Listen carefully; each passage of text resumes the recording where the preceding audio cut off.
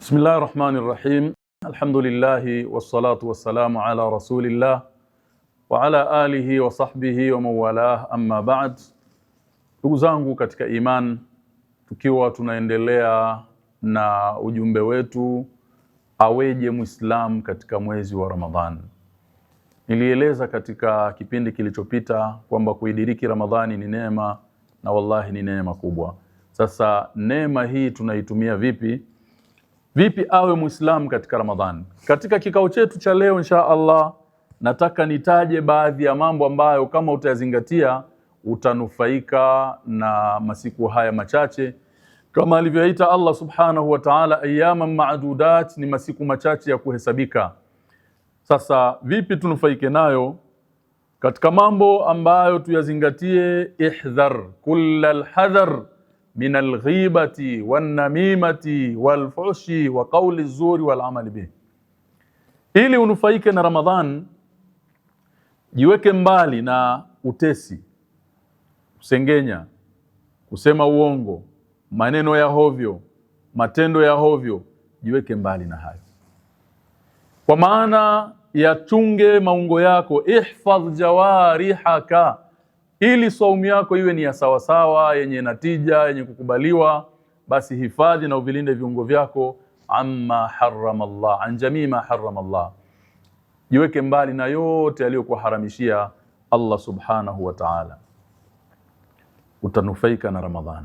Anasimlia sahabiyun jalil Abu Huraira radhiyallahu anhu ardah, anna an-nabiy sallallahu alayhi wasallam qala, ya kwamba mtume wa Allah rahma na amani zimwendea anasema, idha kana yaumu saumi ahadikum, itakapokuwa siku ambayo mmoja wenu kafunga, fala yarfuth, asifanye madhambi, wala yaskhab, asifanye mambo ya hovyo, wala yafsuk, asifanye ufasiki, uovu. Maana kajiweke mbali na machafu na maovu na madhambi na mambo ya kipuzi yote, akae nayo mbali. Fa insabahu ahadun au shatamahu, ikiwa yoyote atamletea matusi, akamtukana, akamuudhi, faliyakul inni mru'un saim, aseme ndugu yangu mimi nimefunga, sitaki shari. Maana yake sio kujionyesha, sio riaa kwamba unawatangazia watu umefunga, la, ni kuonyesha tabia ya mtu aliyefunga. Si mtu wa maneno machafu, si mtu wa matendo machafu, si mtu wa magomvi, si mtu wa matusi, la, anajiepusha na vyote hivyo. Waqala sallallahu alayhi wa alihi wasallam, man lam yada' qawla zur wal amala bihi wal jahl falaysa lillahi hajatun fi an yada'a ta'amahu wa sharabah. Mtume alayhi salatu wasalam atuambia, mtu ambaye amefunga lakini hakuweza kujizuia na kusema uongo, hakuweza kujizuia na matendo ya uongo, anasema kusema uongo au kushiriki katika uongo, ujanja, utapeli, udanganyifu, hakuacha hayo, basi Allah jalla wa ala hana haja ya kumuona mtu huyu ameacha chakula chake na kinywaji chake. Mama ana hadha alkalam, kwa maana kule kutokula na kutokunywa hakuna thamani na sio lengo, kwa sababu Allah jalla wa ala alipotufaradhishia kufunga, sio lengo lake atutese kwa njaa na kiu, abadan.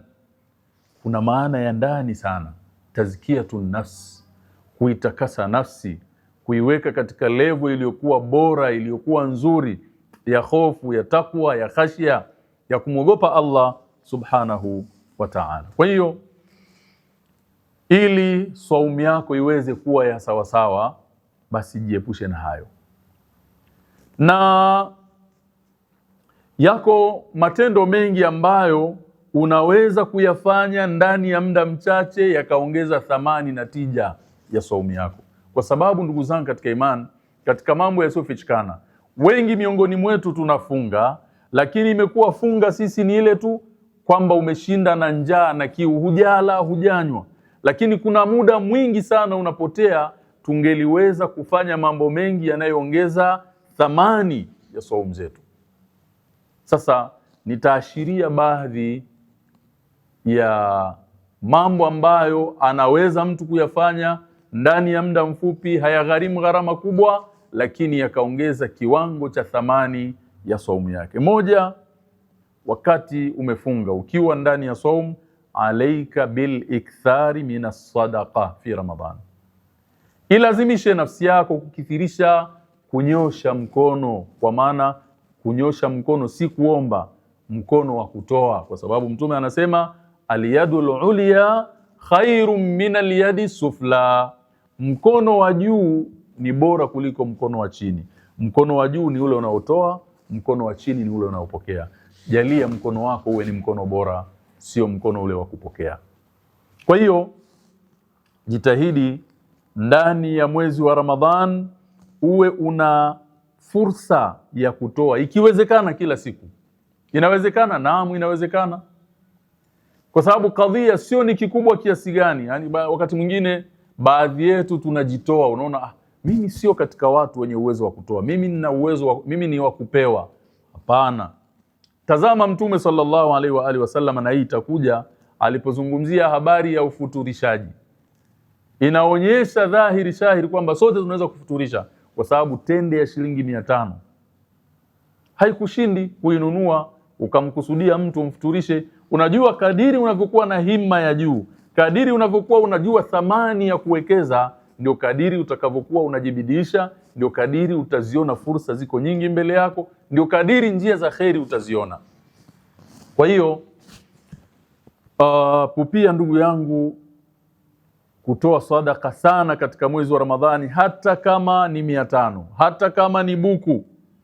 Fa inna fadla sadaqati fi Ramadhan azim wa thawabuha inda Allahi azim, kwa sababu thamani ya sadaka ndani ya Ramadhan ni kubwa, ujira wake ni mkubwa sana ndani ya Ramadhan kuliko katika miezi mingine. Kwa hiyo pupia daima, na hasa katika mwezi wa Ramadhan upate kumuiga Mtume Muhammad sallallahu alayhi wa alihi wasallam. Faqad rawa al-Imam al-Bukhari an Ibn Abbas radiyallahu anhuma anna an-nabiy sallallahu alayhi wasallam kana ajwada an-nas wa kana ajwada ma yakunu fi Ramadhan. Anasimulia Abdullah ibn Abbas radiyallahu anhuma kwamba Mtume alayhi salatu wassalam kana ajwada an-nas, alikuwa ni mkarimu zaidi kuliko watu wote. Wa kana ajwada ma yakunu fi Ramadhan, lakini ukitaka kujua ukarimu wake zaidi ulikuwa unakuwa ni wa juu zaidi katika mwezi mtukufu wa Ramadhani. Kwa hiyo Mtume sallallahu alaihi wasallam ndio kiigizo chetu. Unaweza kusema sisi tunatoa sana bana, sione hivi, mimi natoa. Ndio unatoa, lakini toa zaidi katika mwezi mtukufu wa Ramadhani.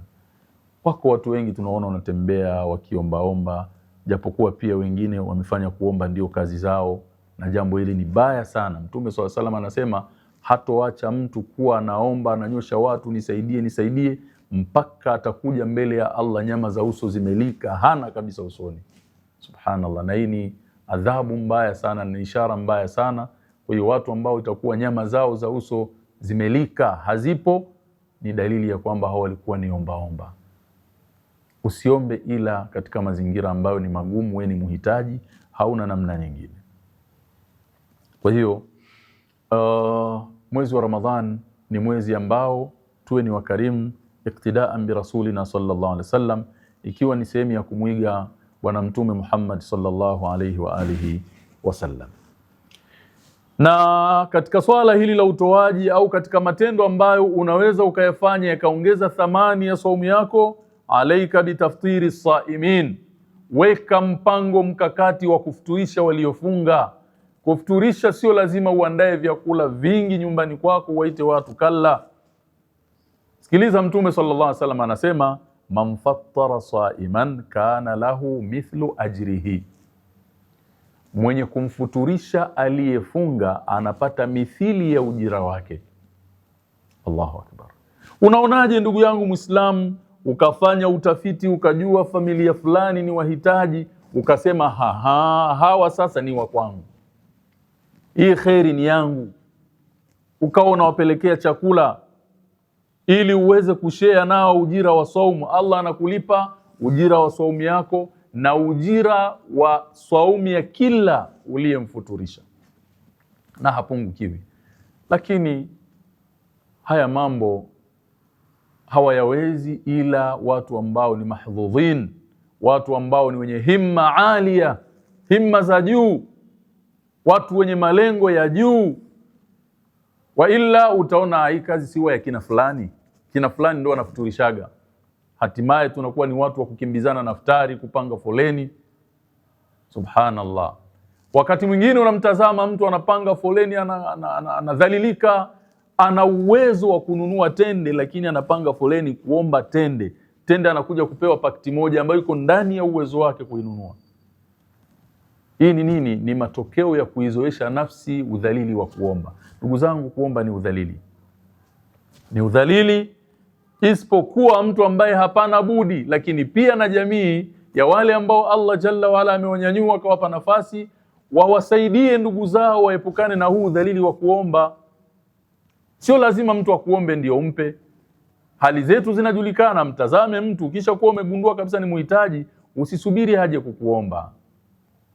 Kuna watu Allah Jalla waala amewataja ni kundi la watu ambao ni wahitaji, lakini wamehifadhi maji ya nyuso zao, kwa maana wadhaliliki kwenda kuomba. Allah anasema yahsabuhumul jahilu aghniya min at-ta'affuf, asiyewajua atadhani ni watu wamejitosha. Limadha? Min at-ta'affuf, sababu ni watu wenye kujistiri, ni watu wenye kujihifadhi, ni watu wanajistiri katika stara ya Allah Jalla waala. La yasaluna an-nasa ilhafa, hawapiti wakinyosha mikono kuomba watu. Kwa hiyo hawa tu watambue. Allah Jalla waala vile vile katika Qur'an anasema walladhina fi amwalihim haqqun ma'lumun lis-sa'ili wal mahrum. Katika sifa za waja wema ni wale ambao katika mali zao kuna haki maalum, wanajua. Kuna fungu maalum, wanajua Allah ameliweka katika mali aliyokupa. Fungu hili ni haki ya wale ambao wanaomba na wasioomba, lakini wana shida. Ni muhimu kuwajua.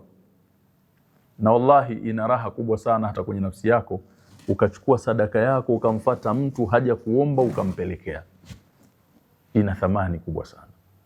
Na ya habadha ukaipeleka katika mazingira ambayo hakuna anayejua, na ukishafanya khalas, wekeza na usahau, utakuja kukutana na ujira na malipo makubwa utakapokutana na Allah subhanahu wa ta'ala.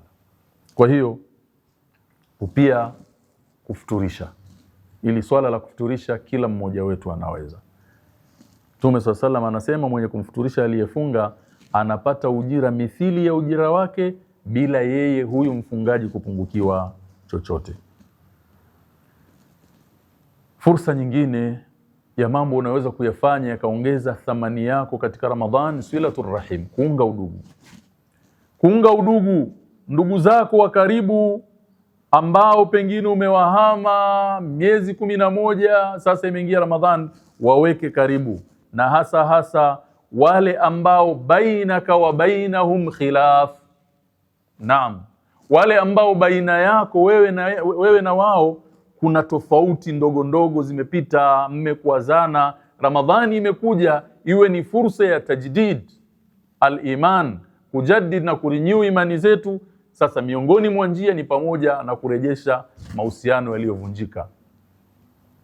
Kwa hiyo wale ambao baina yako na wao kuna magomvi katika ndugu zako, Allah Jalla wala anasema fahal asaytum in tawallaytum an tufsidu fil ardi wa tuqatti'u arhamakum ulaika alladhina la'anahumullah fa asammahum wa a'ma absarahum. Aya hii ni katika surati Muhammad aya 22 mpaka 23. Allah Jalla waala katika aya hii anazungumzia madhara makubwa na hatari ya kuvunja udugu, kuvunja mahusiano ya udugu, kwamba jambo hili ni jambo ambalo linatengeneza ufisadi kwanza katika ardhi. Ni jambo ambalo vile vile linasababisha mtu kupata laana za Allah. Ulaika alladhina la'anahumullah, hawa waliokata udugu ndio wale ambao Allah kawalaani. Laana, ndugu yangu, tafsiri yake ni kufukuzwa ukawekwa mbali na rehema za Allah Jalla waala. Hao ndio ambao Allah amewalaani. Moja, 2 fa asammahum, wakawatia uziwi, hawawezi kusikia haki. 3 wa a'ma absarahum, wakawapofua, hawawezi kuiona haki. Macho anayo lakini haoni, masikio anayo lakini hasikii. Allahu almusta'an. Ni adhabu mbaya sana. Kwa hiyo mwezi wa Ramadhan umekuja ni fursa ya kurejesha mahusiano, ya kuimarisha udugu wetu, ya kuondoa magomvi yote yaliyopita baina yetu na kuanza upya.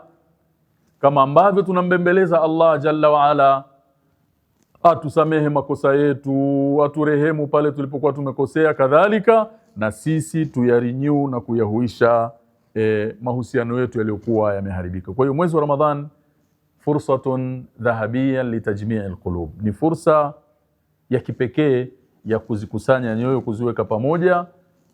Na kama utafika wakati pengine siwezi kumtembelea ndugu yangu, ni mbali na hivi, mpigie simu, mtumie ujumbe, mtumie maneno mazuri, muonyeshe kwamba unatambua na kuthamini ule udugu wenu.